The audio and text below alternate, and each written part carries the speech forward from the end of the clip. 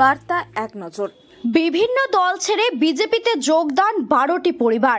হলদিবাড়ি ব্লকের দক্ষিণ বড় হলদিবাড়ি গ্রাম পঞ্চায়েতের অধীন 149 নম্বর বুথের 12টি পরিবারের 50 জন তৃণমূল বামফ্রন্ট ছেড়ে বিজেপিতে যোগদান করলেন।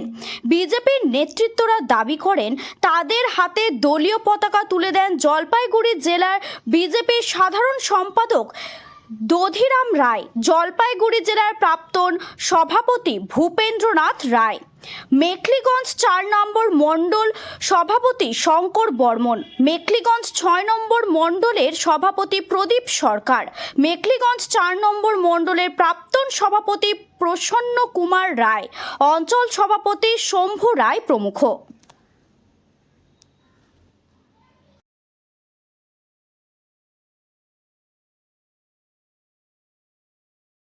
আজকে দেখলাম আপনার মণ্ডলে তৃণমূল ছেড়ে বিজেপিতে ঢুকলো, এই বিষয়ে আপনি কি বলবেন? আজকে আমাদের দক্ষিণ বড় হলদিবাড়িতে, তো দক্ষিণ বড় হলদিবাড়ি 149 নম্বর বুথে 12টি পরিবার, মহামেডাম পরিবার তাদের স্বইচ্ছায় আমাদের ভারতীয় জনতা পার্টিতে যোগদান করলো। তারা যোগদান করলো এই কারণে তাদের উপর নানানভাবে অন্যায় অত্যাচার থেকে শুরু করে এবং কি তাদের বাড়িতে আগুন পর্যন্ত জ্বালিয়ে দেওয়া হয়েছিল।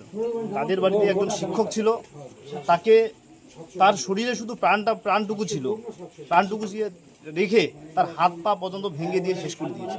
আপনারা তো জানেন এই তৃণমূল সরকার এরা চায় না যে শিক্ষকরা মাথা উঁচু করে দাঁড়াক, এরা শিক্ষকদের সহ্য করতে পারে না। আপনারা তো দেখেছেন 26,000 শিক্ষক আজকে রাস্তার মধ্যে পড়ে আছে।